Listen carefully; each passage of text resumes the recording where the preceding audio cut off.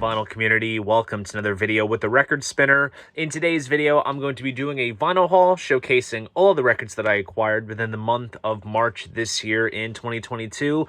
We have a lot of stuff to get through in this haul. We have some Rainbow live releases, some Sparks, the Billy Joel Walmart exclusives, the newest releases from Kiss and Ghost, Friday music reissues, and much, much more. It is about to go deep, so without further ado, sit back, relax, and enjoy the latest finds. Alright guys, so we are going to be kicking this haul off with some variants. These are records that I already own in my collection, but as you will see in the reasons that I explain why I bought them, I have these other variants to sit alongside them. I'm kind of going against my morals and rules of owning just one copy of an album, because of course with time, stereo, mono, and whatnot, but when it comes to these types of variants and the reasons why I got them, it's a rabbit hole that I've, found myself in. And when you get bit by the variant bug, you just find yourself rebuying a lot of stuff you already own, but you find reasons to buy it. But needless to say, I have some cool variants to show. So first off, we're going to start with my favorite band of all time, and that is Kiss. This is 1998's Psycho Circus. This was believed to be their last album for a while until 2009's Sonic Boom. A lot of people will tend to knock this album down since it doesn't really feature the original four as it's advertised to be, but in all honesty, I thoroughly really enjoyed this album a lot. Now, there are two versions out there in terms of US vinyl pressings, aside from the counterfeit unofficial stuff. The version that I have in my collection is a lenticular cover version, which basically replicates what the CD had originally back in 98, which was a lenticular cover where when you kind of moved it, it looked like a set of curtains opened up and you saw basically this image. And there's this other version out there that just has a standard album jacket, no lenticular edition or anything. So kind of for that reason alone, I felt the need to get this in the collection, more so because, Kiss is my favorite band. And when it comes to Kiss vinyl and Kiss collecting, variants stand out for numbers and numbers of reasons. Just go on the, Kiss My Wax Facebook page. You'll see it all there. But I felt the need to get this copy in my collection, so I was very happy to do so. Same matrix numbers and the dead wax and everything, but it'll sit alongside the lenticular version. Now, this one was a very easy sell, and I remember when I saw that it was announced as coming out, I thought to myself, that is a very awesome pressing, but I kind of don't need it. But then when I thought about it, I was like, okay, there's a lot going for this that stands out from what I already have in my collection, and that is Sabbath Bloody Sabbath by Black Sabbath. Depending on the day between Master Reality and this album, they go back and forth for being my favorite Sabbath record. And this album just has so many amazing tunes on it. Title track, Killing Yourself to Live, Spiral Architect, it's all good stuff. This is a recent pressing that came out last year in 2021. It's actually a repressing of one that came out back in 2015. But BMG decided to do a run of colored vinyl pressings of several albums in their kind of back catalog. And what's great with this is that it does feature the UK gatefold, which my Rhino pressing from 2011 doesn't have. So we have the cool gatefold there, which looks super awesome. And inside here, we have a printed inner sleeve of all the album lyrics. And I believe what's featured in my Rhino press is a lyric insert. And of course, since I mentioned that it was colored vinyl, this was also a relatively easy sell for me. And that is orange vinyl with purple splatter, and this looks absolutely stunning. Kind of reminds me of what they did with the 10-year war box set, which is one of the many box sets that have come out which feature the Ozzy era albums, and they pressed them up on splatter vinyl and whatnot. Not gonna lie, if they did the entire Ozzy era catalog in these kind of standalone splatter vinyl pressings, I would buy them up. And I say this having, already own, 3 copies of Sabbath's first record. So the bug has bit me badly, but needless to say, I am very happy to have this awesome pressing of Sabbath Bloody Sabbath in my collection. And then we get to some Ghost. Now, Ghost vinyl is very much the same as Kiss vinyl. There's so many different interesting variants and such out there to collect. And needless to say, I got some cool additions in the collection. So, first off, we have Prequel. This is their, as of filming, latest album. I say latest because they are dropping a new record this month called Impera, which you will more than likely see me showcase in this haul. Now, this pressing here, I have already a lenticular press on red vinyl with black smoke, and it comes with a bonus 7-inch. That was exclusive to their web store. This right here is just, it's basically a standard jacket, but it is the indie exclusive variant. And just for the sake of showcasing everything, we have the lyrics on this side, and then there's Cardinal Copia with the nameless schools.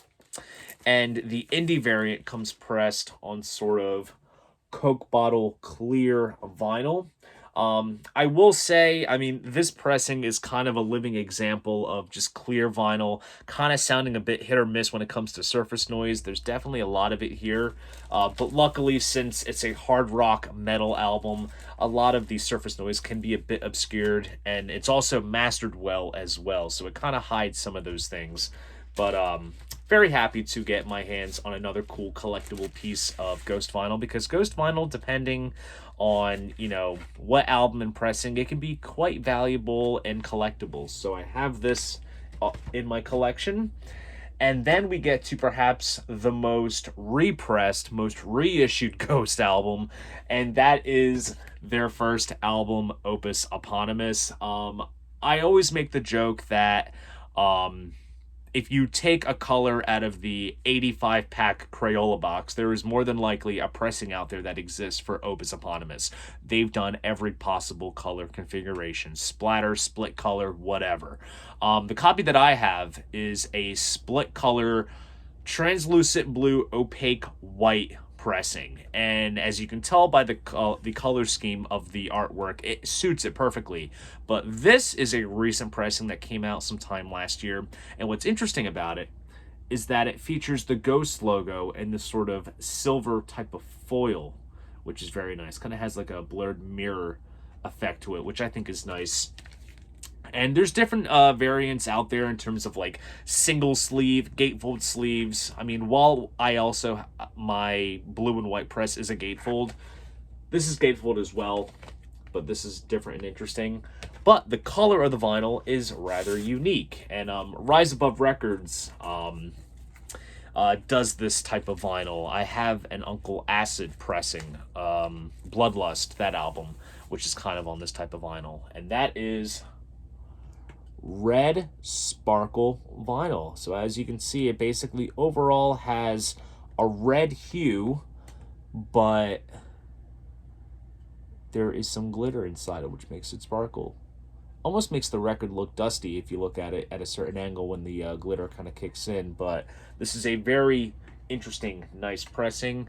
And what's interesting too, I noticed on the center label, it doesn't list the last song on side B, which is Genesis. So kind of interesting to point out. But nonetheless, like I said, the variant bug has bit me, and who knows if it is going to get any worse. All right, so here are some reissues that I got my hands on recently that came from the reissue label Friday Music. They are a rather reputable reissue label, depending on who does the mastering of their work and such, and they do put out some rather great releases. Last year, they put out the Alice Cooper Schools Out reissue with the fold-out desk and the underwear and everything. Absolutely superb reissue, and needless to say, I am very pleased with what I got my hands on here. So starting off with the Best of Iron Butterfly Evolution. This is a compilation that came out back in 1971. This covers the first 3 albums that they did. There is the Heavy album, In-A-Gadda-Da-Vida, and Metamorphosis. So it covers those 3 records here.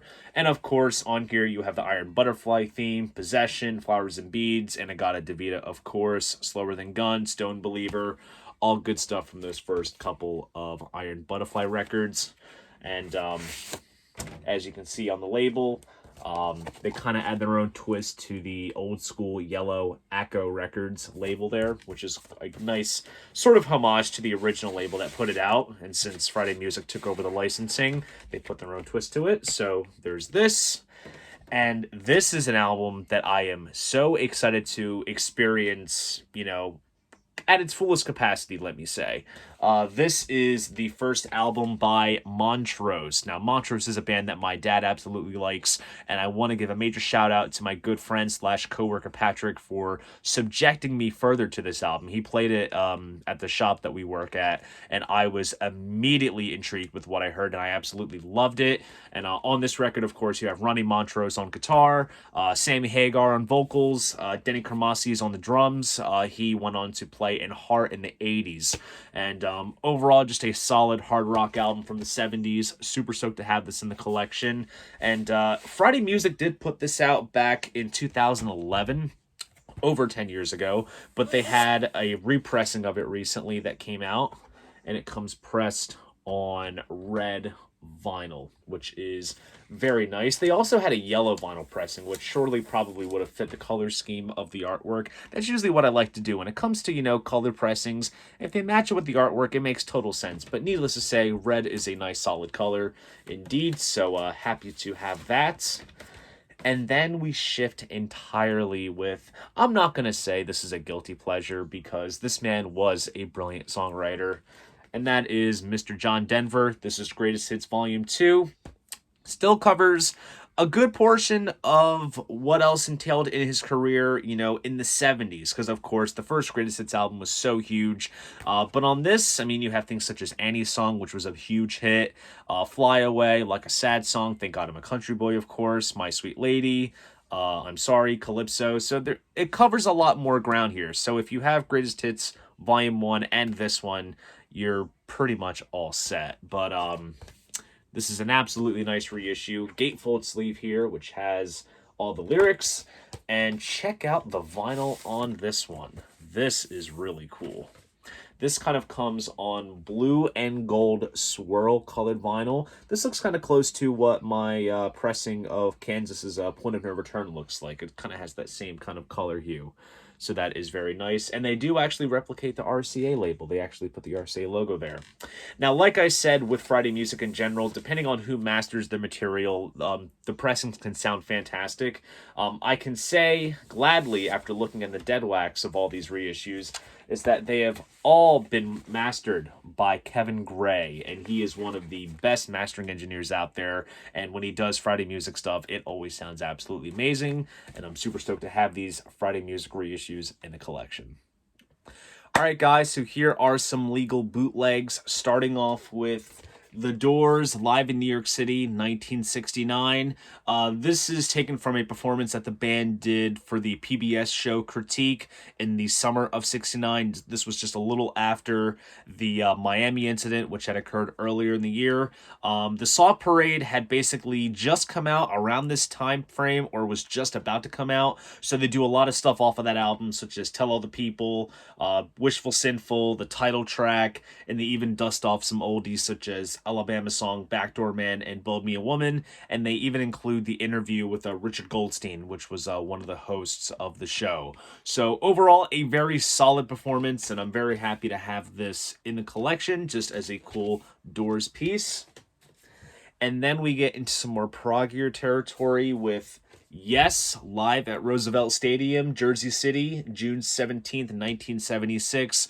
This is a very reputable radio broadcast recording from Yes. It is one that certainly exists a lot in the bootleg circles. However, this is not the full-length show. This is just a basic kind of 1 LP sort of highlights type of release. But overall, the set list is rather solid because you have the Apocalypse intro from NU and I going into Siberia True, Sound Chaser from Relay, great track, and then of course we have a bunch of classics such as Long Distance Runaround, Clap, I've Seen All Good People, Heart of the Sunrise, and Roundabout. So you really can't go wrong with a track list like that. And sure, like I said, it's not complete, but it still is a cool piece of early live Yes.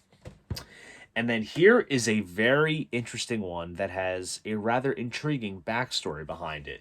This is Led Zeppelin live at the Ridgefield Coliseum in Cleveland on April 27th, 1977, taken from the rather eventful U.S. tour of 77. Unfortunate as well, since Robert Plant's son had passed away and they had to cancel the rest of the shows.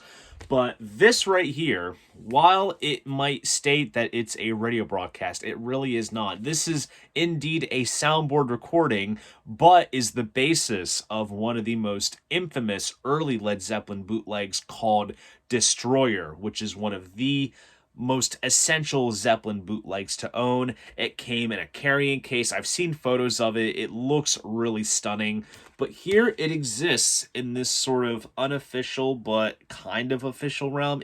I'm telling you, this aspect of vinyl collecting when it comes to what I call legal bootlegs, it gets a bit tricky. And I'm telling you, I really want to do a video on it just so I can kind of explain, what the term legal bootleg means. But it's kind of interesting how a recording that was never broadcasted or deemed suitable for official release, personally, I think the recording is absolutely phenomenal, is now being released as this type of release. It's very intriguing.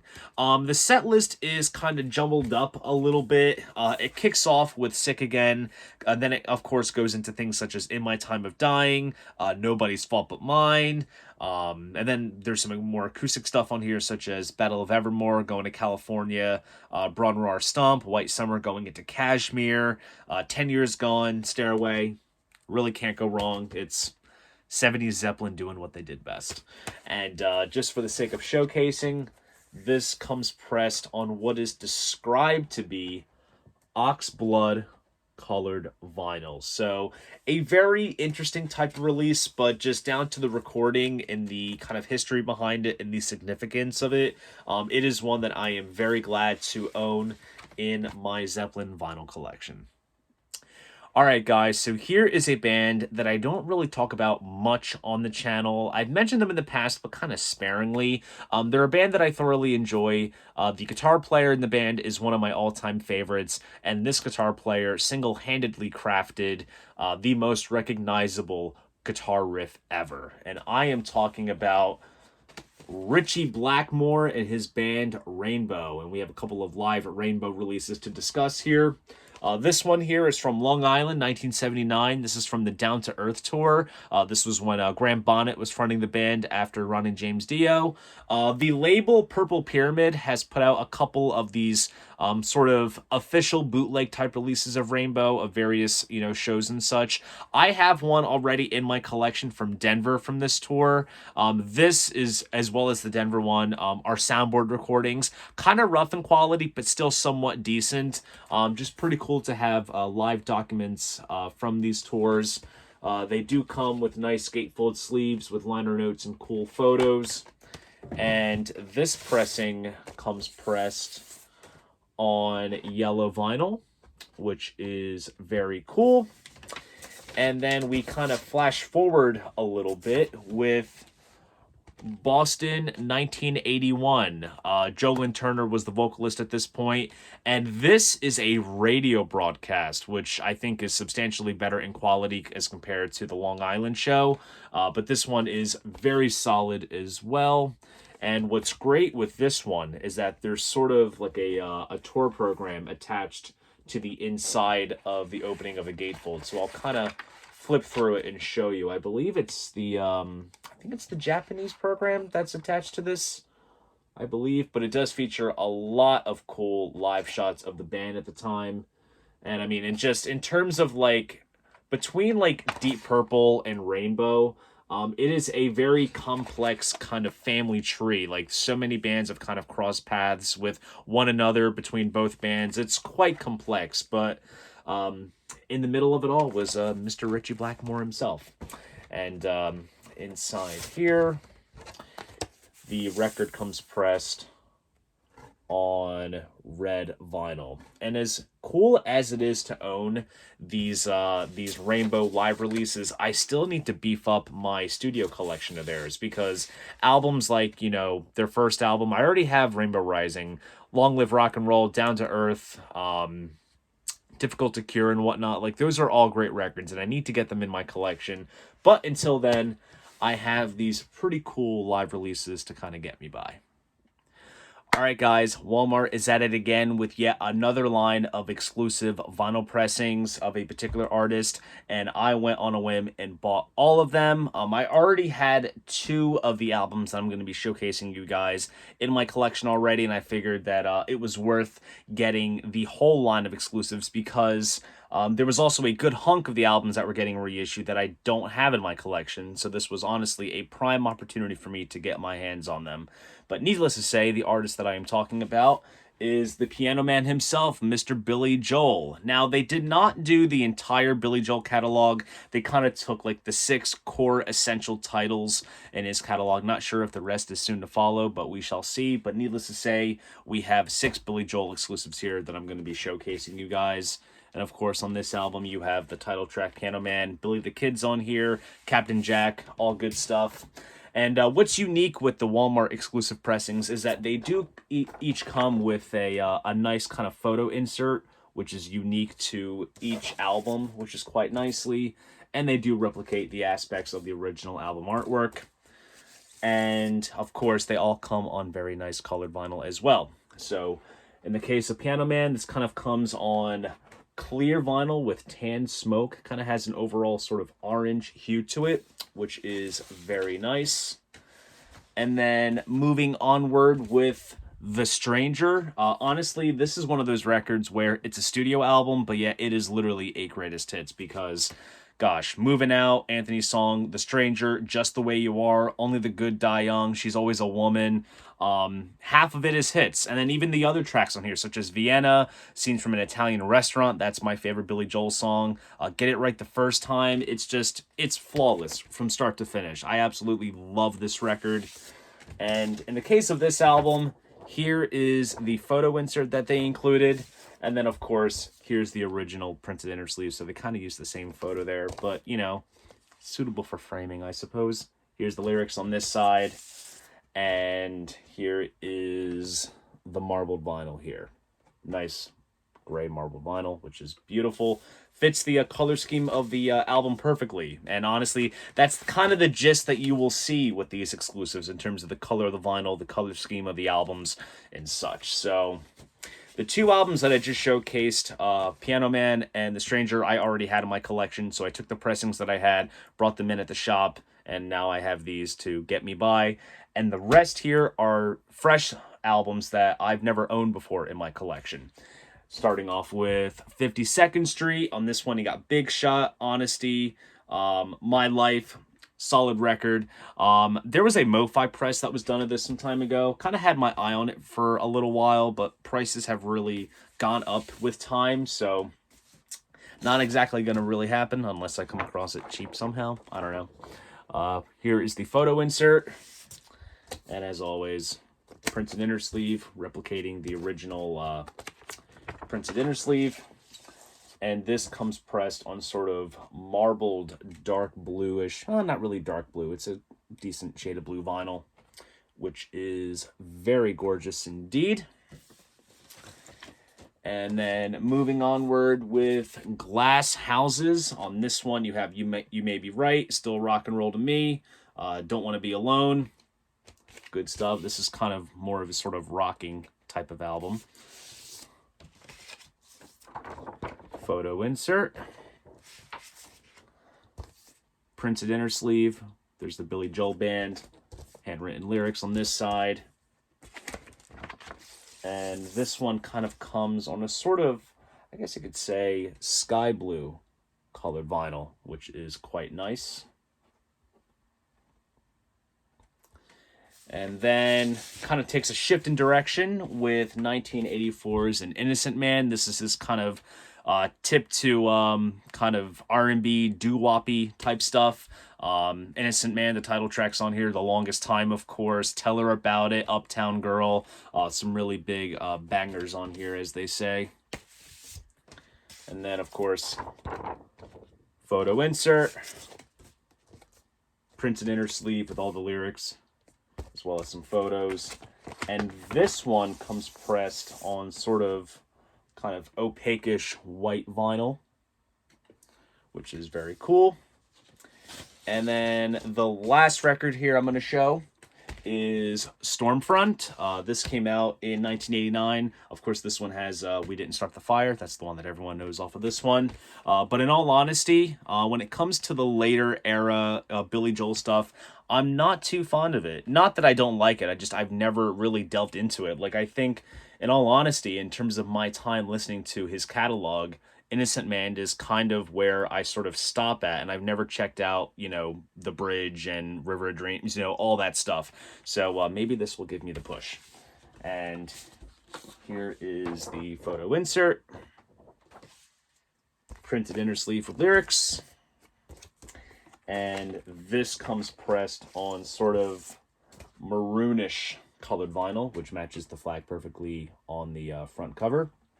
And very solid stuff. Not sure if they're going to be doing the other albums of the Billy Joel catalog. It kind of would be interesting to see what they do. If this is all that they do, I mean, that's totally fine. It's great to see that the Billy Joel stuff gets reissued widely in terms of, more of his catalog, because he is very much a celebrated artist with such a tremendous back catalog of material and great music written. And hopefully we will see more of it. All right, guys, here is a record that I got turned on to by my good friend Patrick, who also works with me at the record store. He played this at the shop one day, and it really caught my ear, and I figured I would get myself a copy of this album, and sure enough, I did. And that album is Ruth Copeland, I Am Who I Am. A great piece of psychedelic soul, gospel, and funk. Features some members of Parliament Funkadelic on this. There are some great covers of Stones material in here, such as Play With Fire and Gimme Shelter, and things such as Hare Krishna, Suburban Family Lament are on here. Just an overall solid album, and if you have not seeked this album out for yourself, definitely give it a listen. It is a very pleasant listen indeed.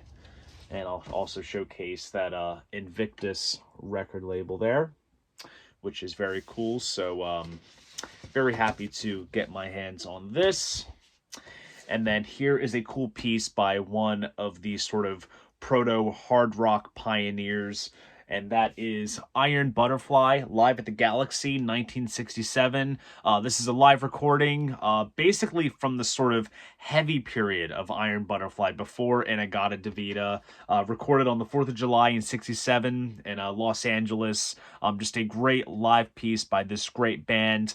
I mean, their first album, Heavy, is absolutely awesome, and that goes hand in hand well with In-A-Gadda-Da-Vida.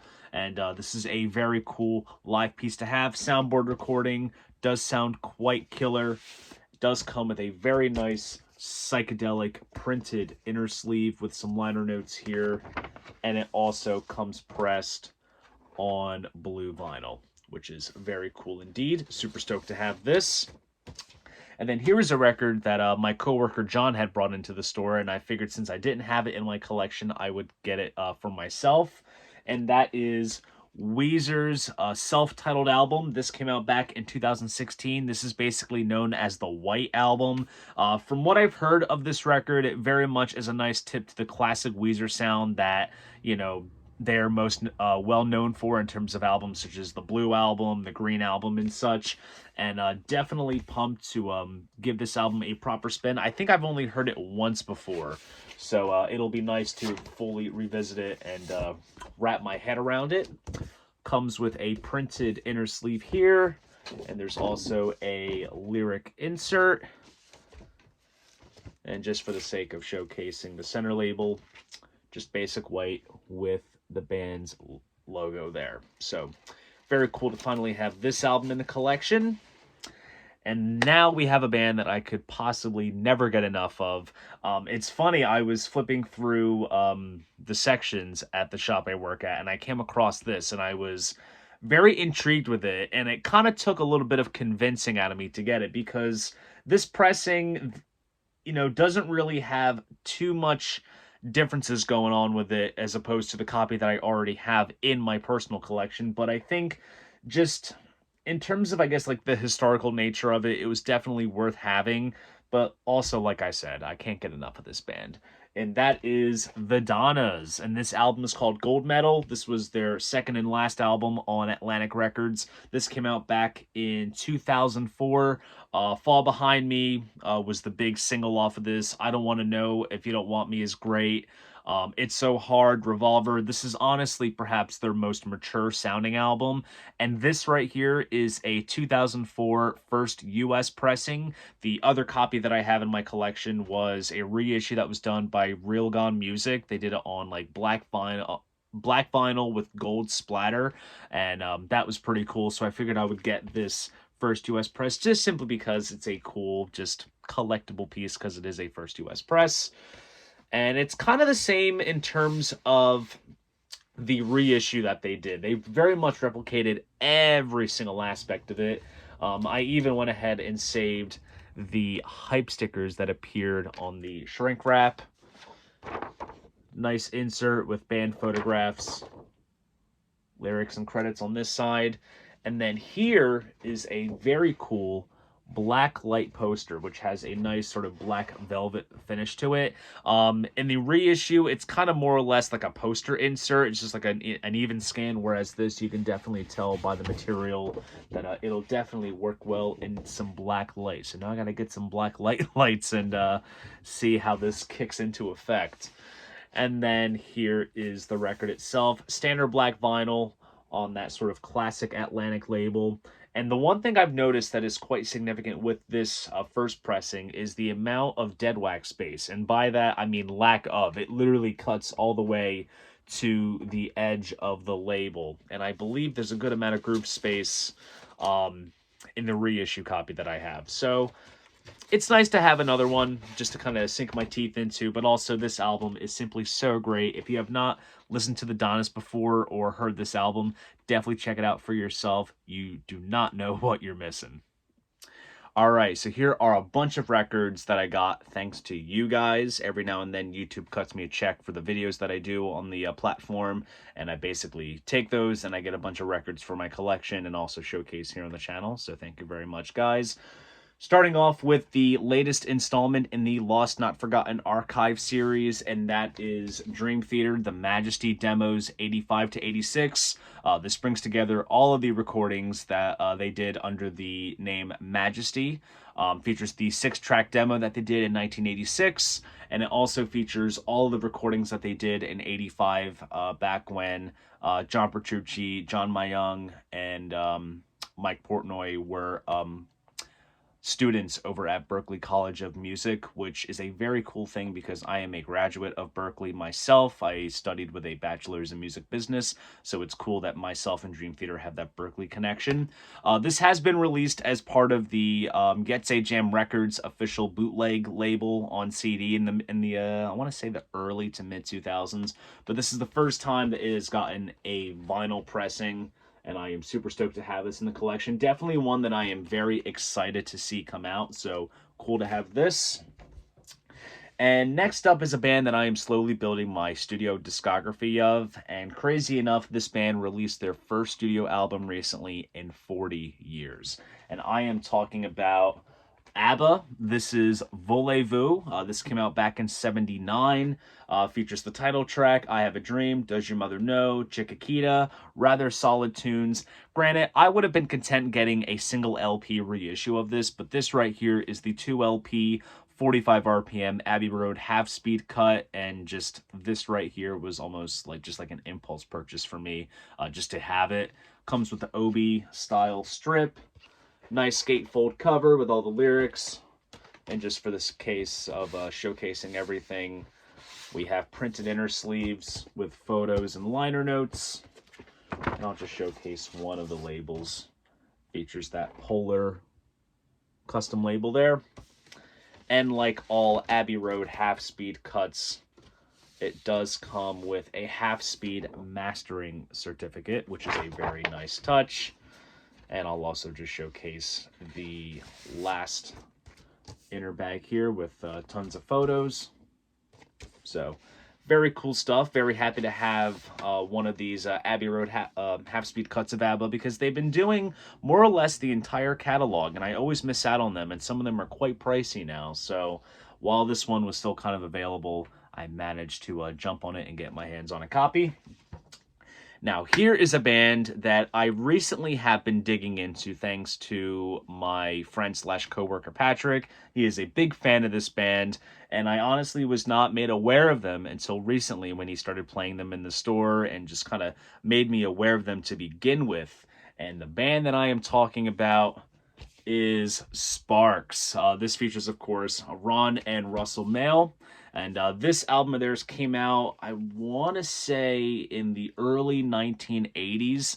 And based off what I heard, because when it comes to Sparks, I am a big fan of the early stuff that they've done, whether it's Komodo My House and Propaganda.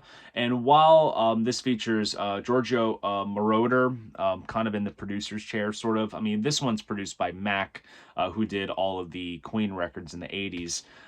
This kind of has that slight sort of sound of their early catalog. Very much reminds me of Queen in some cases in terms of the vocals and the harmonies and everything. But such a very eclectic band, and it's definitely a deep rabbit hole that I have found myself in digging into their catalog, because there is definitely a lot of variety in all of their albums dating back, you know, to the early 70s to the present day. So very happy to have my first Sparks record here. Comes in a nice printed inner sleeve with the lyrics. And what is cool with this pressing, while it is a half-speed master, the color of the vinyl is super sick, and it kind of matches the color scheme of the artwork perfectly. It comes pressed on split color red and blue vinyl, which is very, very nice, and definitely excited to get more Sparks in my collection, and I'm definitely needing more. I need to get a reissue of Propaganda, because that's probably my favorite Sparks record. So, very happy to have this. Next up is a piece of middle school nostalgia. As you see, the genres are going to shift majorly. This is, like I said, taken directly from my middle school years, and that is the self-titled release by Avenged Sevenfold. This came out back in 2007. Critical acclaim is on here. Almost Easy, Afterlife, Little Piece of Heaven, Dear God. My best friend Donovan was a huge fan of Avenged Sevenfold, and we listened to their stuff nonstop when we were younger. So I have a feeling I'm going to be reminiscing a lot when I play this. This was recently reissued. Hopeless Records, the label that put out some of the early Avenged stuff, tends to reissue the catalog every now and then sporadically. Numbers are very limited in terms of colored pressings, and they get, you know, very hard to come by. So when I saw that this was getting reissued, I really wanted to jump on it. But this is not any ordinary reissue. This is actually the Newberry Comics exclusive pressing. And the color of the vinyl is just absolutely amazing. This comes on red vinyl with black splatter, which is absolutely killer stuff indeed. Very happy to have this gorgeous pressing in my collection. And moving onward, we have a punk rock standard. And this is the sort of missing piece in my Stooges collection. And that is Iggy and the Stooges' Raw Power. This right here is the 2 LP version. The first LP features the original David Bowie mix from 1973 when the album first came out. And then the second LP features the Iggy Pop mix that was done in 1997. So it's cool to get Best of Both Worlds. This is a gorgeous package too. Nice glossy cover, which is very nice. Gatefold sleeve. And then, of course, there's also a booklet as well, which has a lot of amazing photographs and liner notes, kind of digging deep into the album, which is very awesome indeed. Something cool that you can kind of sift your way through. And each of the LPs come on this style Columbia Records label, which is very cool. So very happy to have this Stooges album in the collection. And moving onward, this is a record that I got into thanks to my friend slash coworker John. As a matter of fact, you may have seen John and Patrick when we went to Sky Valley in one of the record store vlogs recently on the channel. This band here is John's favorite band. It's a band that I've obviously been aware of. My dad is a fan of them, and since working at the store, I've kind of delved deeper into their discography, and I decided to buy the album that kind of resonated the most to my ears, and also it's the one that is played frequently in the store. The band that I am talking about is The Cure. This is the Three Imaginary Boys album. I absolutely love Fire in Cairo and Grinding Halt. They do a cover of Foxy Lady on here. The title track is great. Accuracy. Just a lot of great Cure tunes on this album. Absolutely solid stuff. Even comes with a printed inner sleeve here, as well as the vinyl, which is on nice heavyweight black vinyl. So very happy to have my first Cure record in my collection, and also the first of many Cure records that I'm sure to get my hands on as I dig deeper into this band. So thank you, John, for playing me this album. And then we get into some newer territory with some rather newer artists. We have this band here. This is called Luscious Wild Woman. This is a two female kind of duo group. They kind of lead the group, and then they have some musicians backing them.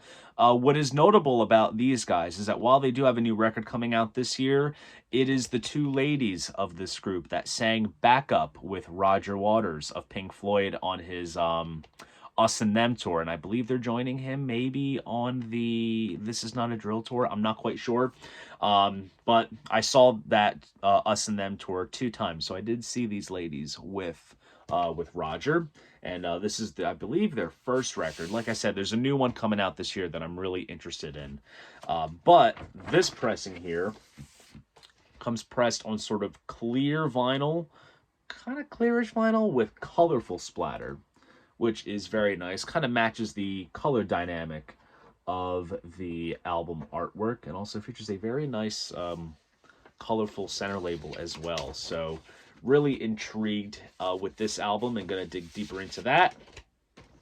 And then here's the last one for this clip. I'm telling you, this was a haul in itself.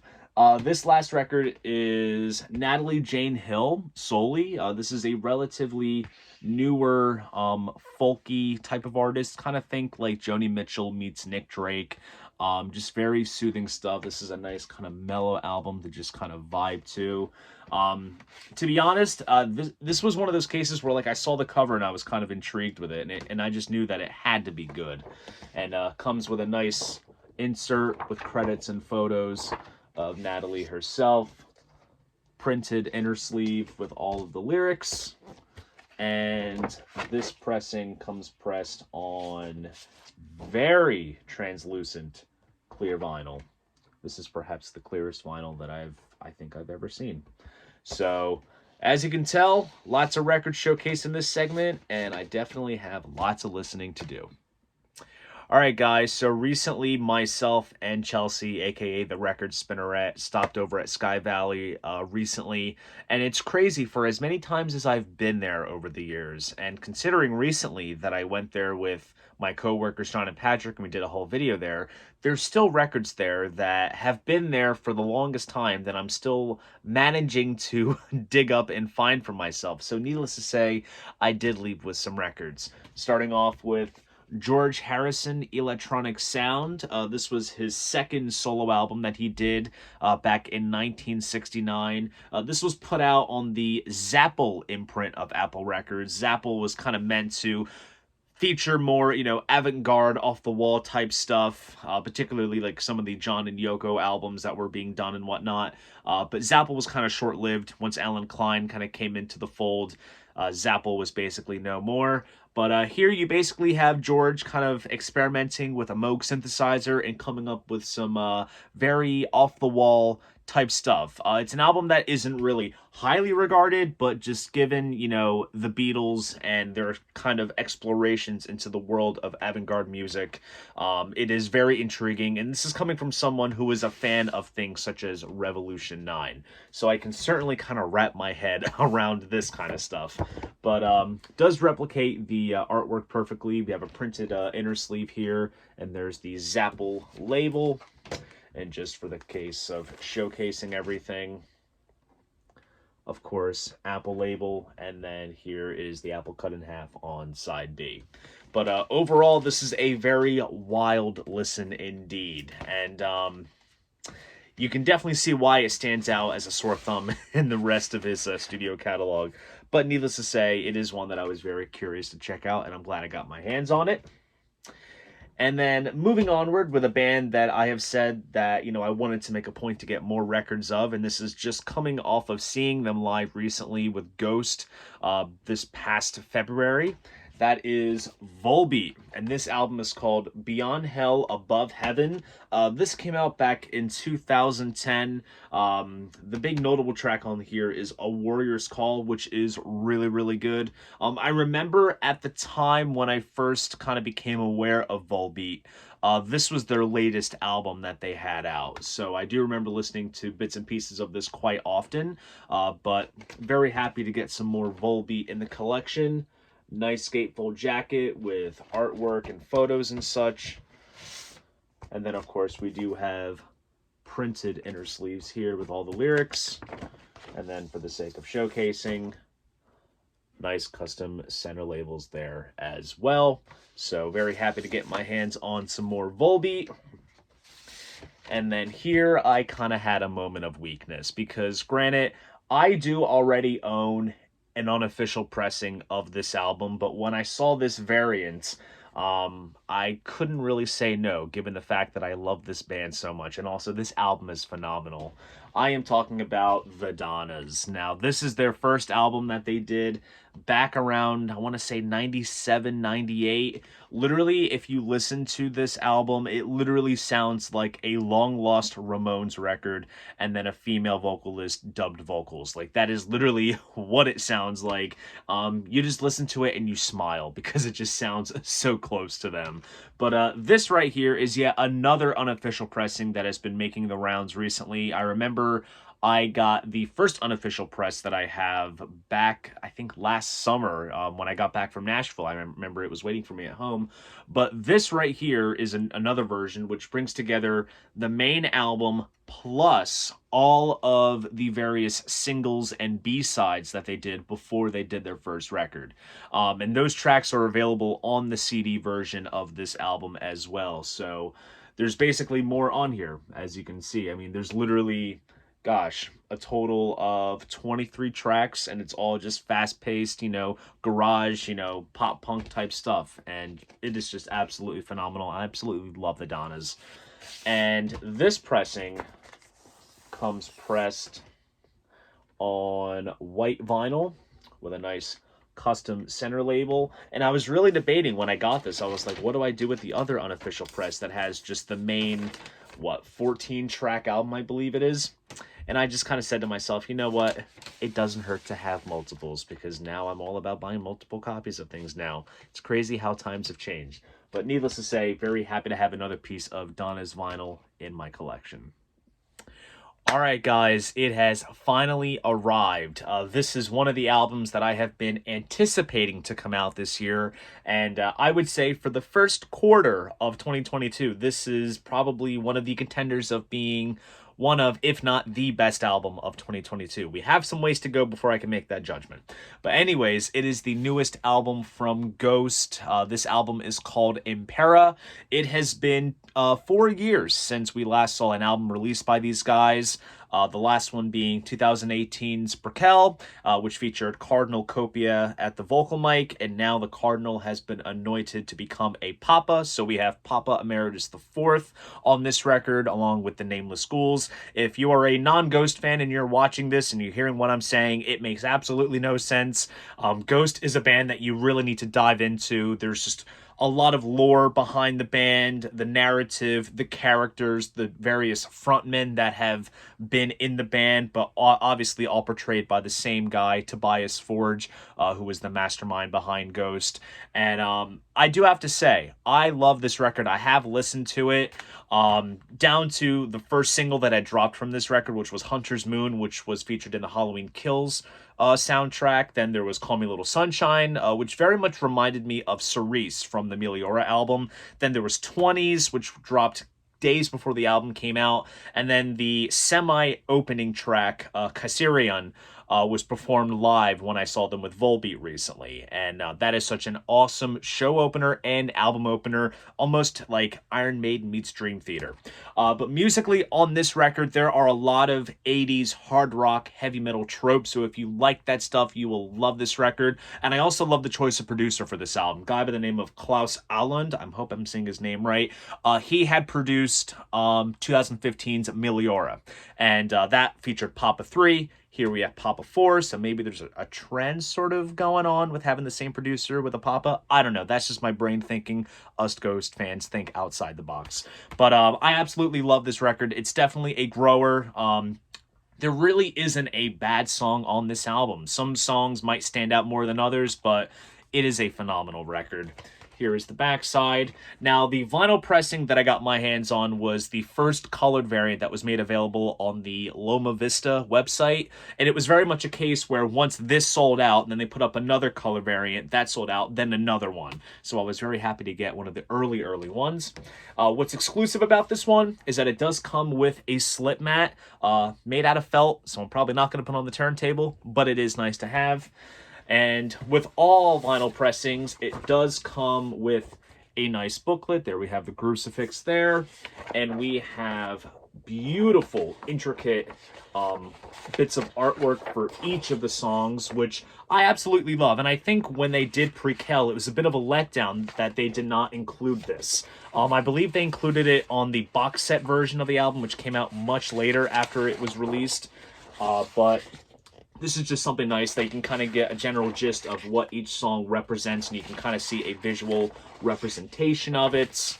And then here is the one for the song 20s, which has a distinguishable ex-political person in there. And all good stuff. Credits here. And then on the back, we have an awesome photo of Papa 4 and 2 of the nameless schools. Now, in terms of the color of the vinyl, this comes pressed on metallic gold vinyl, which looks very bright and metallic in one shade, and then if you kind of look at it at a different angle, has an overall kind of smoky gold effect. It's really nice. Custom label here on the A side, and then we have a sort of standard Loma Vista label on this one. And I will have to say, when it comes to Ghost vinyl, because obviously I showcased my Ghost vinyl collection, like I've said before, they are a fun band to collect. And you best believe there are a zillion colored variants out there of this album. There's the Target version, the Walmart version, the indie store variant, all of which come with different bells and whistles, such as stickers, posters, art prints, things of that sort. And given my love for this record already upon first listen, I might take it upon myself to hunt down some more variants of this record. But needless to say, 2022 is looking very promising with Ghost's new album, Impera. Alright guys, we are wrapping this haul off with another new release that I have been anticipating, and I am so excited to see this next installment in the official Kiss bootleg series. The series is of course called Off the Soundboard. We saw the release of the Tokyo show from 2001 as the first release, and now we have the first of, from what I'm hearing, 4 releases that are going to be coming out this year as part of this series. So we have Live in Virginia Beach, July 25th, 2004. Fun fact for all you Kisstorians, July 25th, back in 1980, was the day that Eric Carr played his first show at the band. So I saw the date and I made that connection. But this was taken from their Rock the Nation tour from 2004, which features the lineup of Gene Simmons, Paul Stanley, Tommy Thayer, and Eric Singer.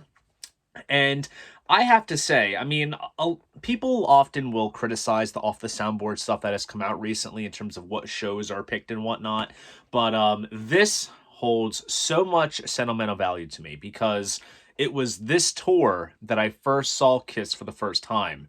I had seen the show in Camden, which was literally 12 days before this show took place, so it was July 13th of 2004. That was my first ever Kiss show, and it was a phenomenal show indeed. And this tour was great too because, of course, you know, they did stuff like, you know, Love Gun, Deuce, Rock and Roll All Night, Detroit Rock City and such, but they did pull out some cool kind of, I don't want to say rarities, but stuff that just kind of you don't see often in a standard Kiss show. So they did things like Making Love, She Got to Choose, King of the Nighttime World, Unholy. They really pulled out some cool stops when it came to the set list for this tour. And this show in particular was also filmed for the Rock the Nation DVD that came out around, I want to say 2005. It was this show and then the one in Washington, D.C. So they decided to release the Virginia Beach show separate on its own, which is pretty cool. And very much packaged like an old school bootleg cardboard slipcase with a black kind of stencil type of print. And it comes on 3 LPs. Each LP has the track list on each sleeve. And of course, this is the colored vinyl exclusive pressing, which is made available on kissonline.com, as well as I think You Discover Music offered it and some of the other Universal affiliates. And this pressing comes pressed on green vinyl, which is very cool, with a nice white kind of custom label, which is very sweet. And honestly, I am ready to relive my first Kiss show by listening to this release. The set list isn't entirely what it was when I saw them just 12 days prior to this, but it is relatively close. So it makes me happy to see a live document from this tour be released, because, like I said, it was indeed the first time that I ever saw my favorite band, Kiss, off the soundboard live in Virginia Beach. So there you guys go. That is my vinyl haul of all of the records that I acquired within the month of March this year in 2022. If you enjoyed this video, please go ahead, give it a like, subscribe to the channel. And if you want to support this channel, be sure to check me out on Patreon. See you guys in the next video. And most importantly, keep the records spinning.